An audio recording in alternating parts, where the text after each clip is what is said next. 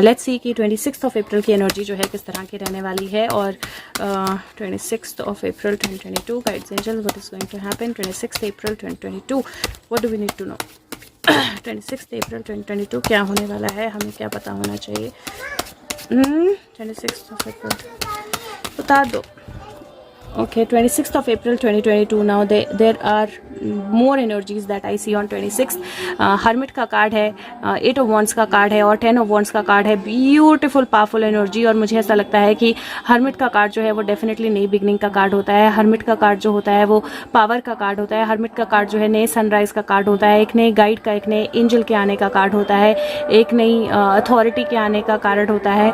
और अगर यहाँ पे अगर देखें आप तो सॉरी मैं एक मिनट 9, 8 और 10 की एनर्जी है। सो 8, 9, 10 या 9, 8, 10 और this is a sudden message और a very urgent message coming. और ये एनर्जी जो है ये बिल्कुल रेजोनेट कर रही है नाइट ऑफ वॉन्ड्स के साथ, नाइट ऑफ स्वॉर्ड्स के साथ, जहाँ पे सडनली कुछ जो है वो होता है, सडनली कोई न्यूज आती है, सडनली कोई खबर आती है, सडनली कोई ट्रैवल होता है, सडनली कोई मूवमेंट होती है। तो जो 24th की एनर्जी होगी, 25th की एनर्जी होगी, वो 26th को एक अलग एनर्जी में चेंज होने वाली है, क्योंकि मुझे कोई बहुत सडन एक्शन जो है नजर आ रहा है। और ये सडन एक्शन जो है ये ऐसा नहीं है कि 1 मिनट में हो रहा है, बहुत लंबे टाइम से वो एक्शन जो है होना जरूरी था, लेकिन वो हो नहीं रहा था। और अब मुझे ऐसा लगता है जैसे कोई ऐसी पावरफुल चेंज होगा, कोई ऐसा पावरफुल डिसीजन लिया जाएगा दैट 26 को हमें एक बहुत सडन 25th को हमें एक बहुत सडन एक्शन जो है, हाँ 26 हमें बहुत सडन एक्शन जो है देखने को मिलेगा। तो ये मैं ट्यूसडे की बात कर रही हूँ, 26 अप्रैल की।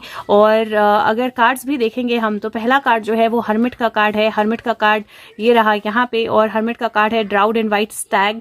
और ये जो है रिस्पॉन्सिबिलिटी, सॉलिट्यूड बताता है, रिस्पॉन्सिबिलिटी छोड़ना बताता है या मिथ बताता है। और ये okay guys, so I am back with it. बीच में थोड़ा सा क्यारा इज अनवेल तो उसको देखना पड़ रहा था।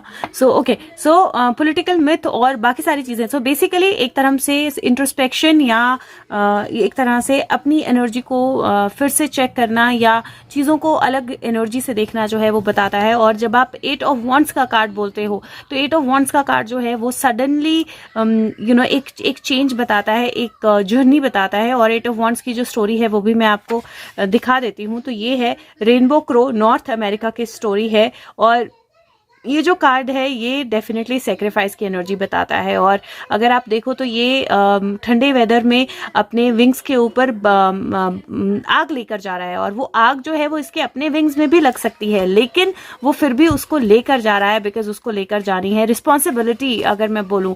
और लास्ट जो है टिम्बो ट्री की स्टोरी है। और ये जो कार्ड है ये बोलता है जब हम डेफ ईयर दे देते हैं किसी चीज को, किसी चीज को नहीं सुनते हैं, लेकिन बाद में वो जो हार्ड वर्क है वो किसी तरह की चेंज जो है लेके आता है। और मुझे ऐसा लग रहा है जैसे